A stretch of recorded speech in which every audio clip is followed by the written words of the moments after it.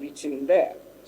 Now, my maternal grandmother, my Leonard brother, who's retiring after me, does not know that we're all Niger State and the chief registrar.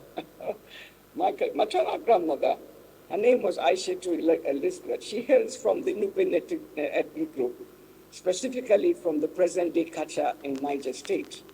She and her members of her family, they were traveling from Kacha to Lokoja, and somewhere after Baro, the canoe capsized, and she was the only survivor. She was rescued by the white traders, a lot of them then in Lokoja, and somehow the other ended on the other side of River Niger, because the irony of a Nupe woman named Aishatu from one village in the United States meeting a missionary doctor is how God intended that I would be here, because she capsized, she was rescued, she now meets a missionary, Scottish missionary doctor, and that's how my father came to being. So my father was born, Patrick Graham, from there. Now, he now grew up on that side of the River Niger and ended up in Onitsha. He's welcomed there. He's treated as if he was treated like an Onitsha native by his peers there. So sometimes you will hear that I'm from Anambra State, and that's the explanation. Now, my maternal grandfather, my mother is actually here, if you can see her there, but my maternal grandfather was an English engineer. His name was Robert Ashley. He married my grandmother, who was from Uturu in Abia State, but was brought up in Kwale. So my mother, and that is Uturu in Abia State, but she was brought up in Kwale. So my mother, who is here, would always say that, ask her where she's from, as far as she's concerned, she's Kwale. So you can see the mixtures of different areas and from everywhere. So my family's roots are deeply embedded across Nigeria, and we proudly carry this diversity with us. From our early years, we embodied the spirit of the tribalized Nigeria. And our father, those days, would always say, he never tells you where he's from. You just ask him, he would just say, I'm a citizen of the world.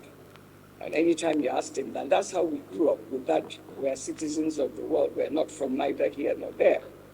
So while, like I said here in my speech, while that approach may have been suitable in the early days of Nigeria, it no longer aligns with modern day requirements. So as I grew older and recognized the importance of a clear state of origin in our country, I made a vow that when I had my own children, they would have solid roots in their father's hometown, thereby eliminating any ambiguity about their state of origin. So when I married my late husband, Senator Amina Augie, in October 1979, I embraced his hometown of Arugungu as mine, and his people became my people. Yet I was stunned when the Emir of Arugungu, Alhaji Sumaila Mohammed Mera, announced at my 70th birthday party here in Abuja on the 3rd of September that I have been honored with the traditional title of Jaruman Kebi. When he announced it, he said, heroine of the Kebi Kingdom, but my letter of instrument of office or letter of appointment says that Jaruman Kebi is the star of the Kebi Kingdom, the first time in the centuries-old history of the kingdom that the traditional title has been bestowed on a woman. And I pray that this will also inspire other women that male-dominated fields everywhere, one day somebody comes to break it. In this particular case, God has chosen that I would now, all the way from everywhere, be the first woman to do that. So in addition, now when I take away the JSC, I can now carry my traditional thing with all that he blessed me with in his service and for mankind. He gives the best, he gives the very best to those who leave the choice to him. So I left the choice to him. He guided my steps up to this court, but I was a pencil in his hands, and he made the very best of me. We now come to the next part, which is obligations and responsibilities. So I said, as much as I hope that all that I have said so far will motivate and inspire young lawyers who aspire to reach this height to walk the walk and talk the talk on their journey to this court. I must add that getting here is one thing, what you do here is another thing. When I was appointed a High Court judge of Sokoto State, a mix of emotions overcame me. It was the culmination of years of nurturing a dream, a validation of my worthiness to serve in the temple of justice. The dream had been transformed into a reality. But as any judge would tell you, the honor of being a judge carries with it immense intellectual and emotional challenges. We grapple with intricate legal questions, which often strain the delicate balance between our objective interpretation of the law and personal convictions. In this role, the imperative is clear. Personal beliefs must yield to the dictates of the law.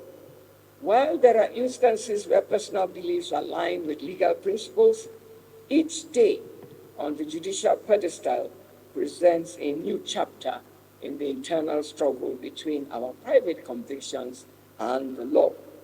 However, in no time, we learn to set aside personal beliefs as objectivity and impartiality are the bedrock of our profession.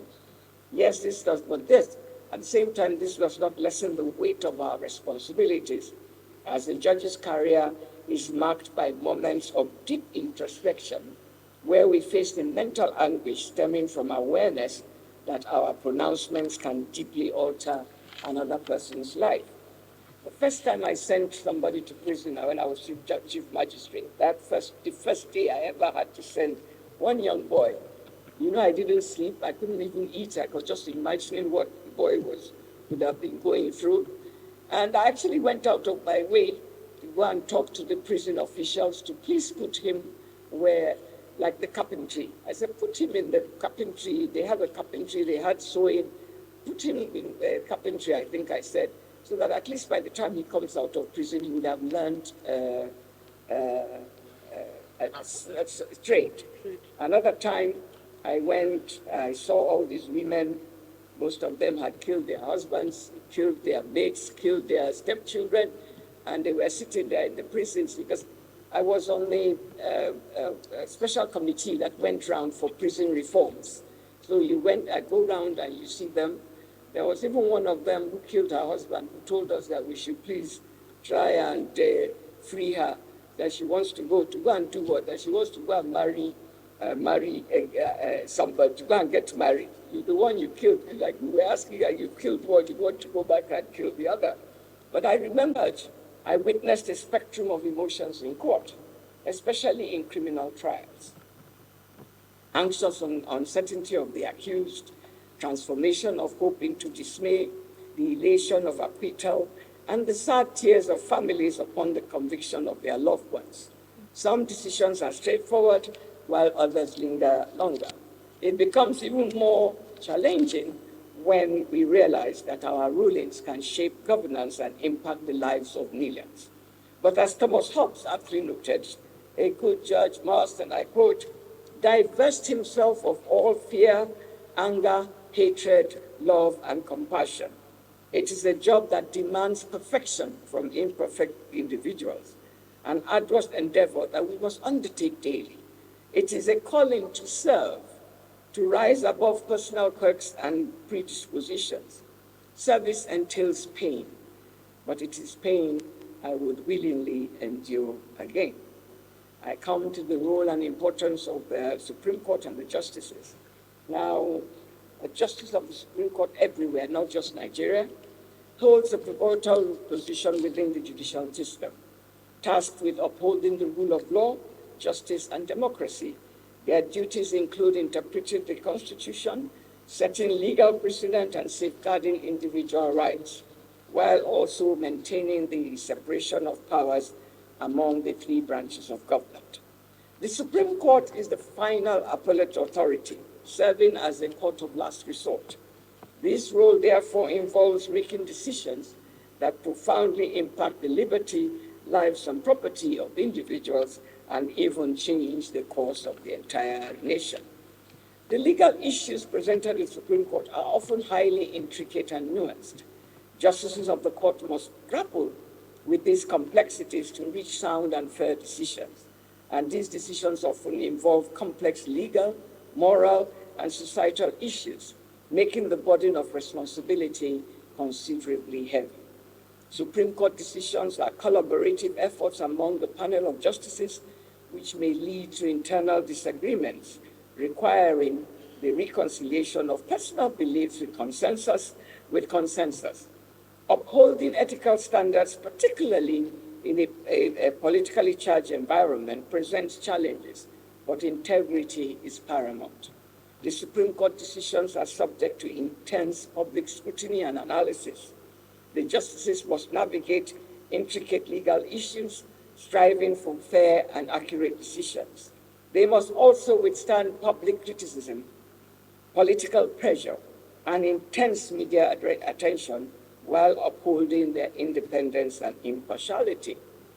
Upholding ethical standards and avoiding conflicts of interest can be challenging in such visible and politically charged environment. However, the justices of the Supreme Court must navigate these ethical dilemmas with unwavering integrity. In essence, being a Supreme Court judge entails the weighty responsibility of safeguarding the Constitution, ensuring legal accuracy, and protecting individual rights. Despite all that, and the challenges and intense scrutiny they face, their commitment to upholding the rule of law remains paramount and unwavering. Now, my final words on the Supreme Court. On the 7th day of November 2016, I achieved the pinnacle of my legal career when I was elevated to not continue this way. I have left them, but they cannot continue this way. This court is the apex court, and its final decision shapes society's social order. Justices should be able to focus on what truly matters. They could issue directives for formulating specific policies or amend existing ones to better serve their intended purposes. But how can they do that when they are drowning in an overwhelming caseload? The only way forward, as highlighted by the Honorable Chief Justice of Nigeria, Honorable Justice Olukayode Ariwola, JCON, during the special session last year marking the commencement of the 2022-2023 legal year, is to amend the Constitution to restrict the circumstances under which appeals can reach this court. Like I said earlier, this marks the final instance where my voice will be heard in any court. And I wish to use this opportunity to directly address the 10th National Assembly through the distinguished Senate President, Senator Godswill Akpabio, who was once my student at the law school, Nigerian Law School. I had the privilege of teaching him evidence, and I trust that he learned it well. Hence, it should be evident to him that swift action is needed from the 10th National Assembly to accomplish what the others could not. That is, amending the Constitution to enhance the functioning of our courts in Nigeria. It is said that a teacher's reward is in heaven. I cannot wait to reach heaven to receive my reward for teaching him, because it is my sincere wish that the justices coming behind me do not go through what those before them went through. Thus, I implore the National Assembly to undertake the necessary constitutional amendments.